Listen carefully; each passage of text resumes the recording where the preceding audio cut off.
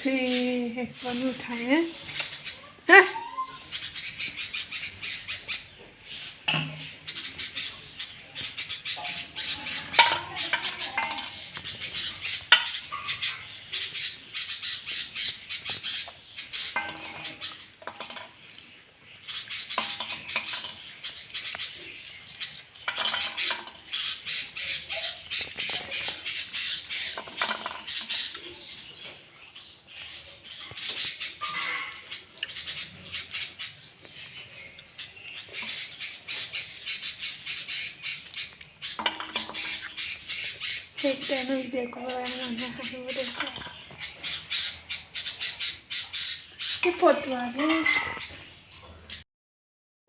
ভিতৰৰখিনি ল'ব ভিতৰৰ যিটো একদম কোমলীয়া মানে অংশটো সেইখিনি ল'লে খাই ভাল লাগে।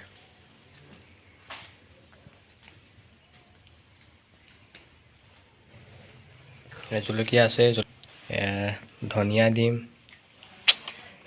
খাই একচুট ভাল লাগিব আৰু।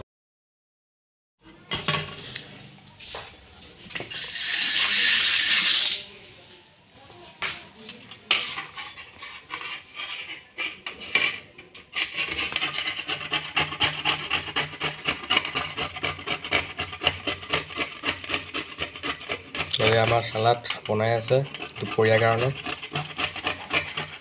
আৰু বেছি সময় নাই, অলৰেডি আমাৰ ভাত হৈ গ'ল।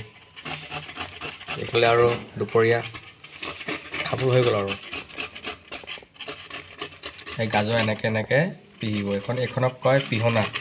যোনে চিনি পোৱা নাই কৈ দিছোঁ, এইখন পিহনা।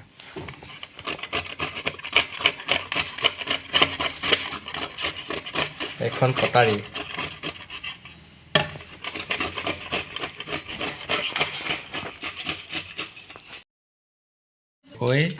আপোনালোকে মিহি মিহিকৈ কাটি দিব, তেতিয়া খাই বহুত ভাল লাগে, বহুত টেষ্টি হয় খাবৰ কাৰণে। মিহি মিহিকৈ কুটি দিব কটাৰীয়ে।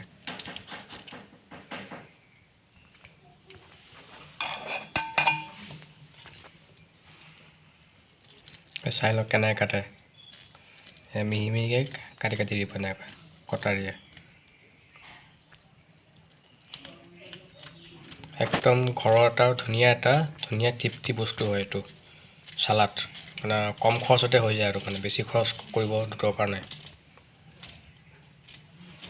মটৰ মাহটো অনা হৈয়ে আছে, বিলাহী অনা হৈয়ে আছে, পিঁয়াজ অনা হৈয়ে আছে, কবি অনা হৈয়ে আছে।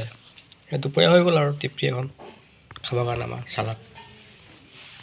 সেই বিলাহীটো এনেকৈ কাটিব, মিহি মিহিকৈ কাটি দিব, আৰু ভিতৰৰ গুটিটো বাহিৰত দিব পাৰে, নিদিব পাৰে। কিনা বস্তুটো সেইকাৰণে মন যোৱা নাই আৰু পেলাবলৈ। এয়া দেখিছে নহয়, মটৰ মাহ দিলে, আদা কাটি আছে, হৈ গ'ল আৰু চালাড। সেইকে লৈ লওক জলকীয়া।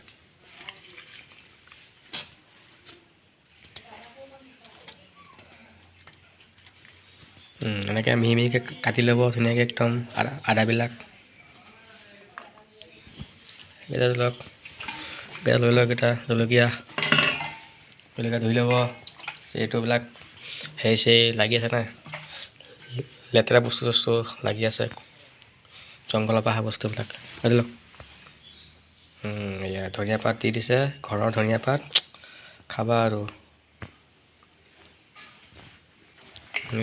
জলকীয়া লৈ লওক, অলপ তেল দি দিব, আৰু নিমখটো খোৱাৰ আগে সানি ল'ব, যেতিয়া খাই বহুত টেষ্ট লাগে। সানিছে, এতিয়া হৈ গ'ল। এতিয়া আমি ভাতৰ লগত এতিয়া দুপৰীয়া চালাড খাম। আপোনালোকে এনেকৈ বনাই খাব। আৰু মোৰ ভিডিঅ'টো চাই কেনে ভাল লাগিছে, বেয়া লাগিছে ক'ব, আৰু ভাল লাগিছে লাইক কৰিব, কমেণ্ট কৰিব, আৰু মোৰ ইউটিউব একাউণ্টটো আপোনালোকে ছাবস্ক্ৰাইব কৰি দিব। থেংক ইউ, ধন্যবাদ।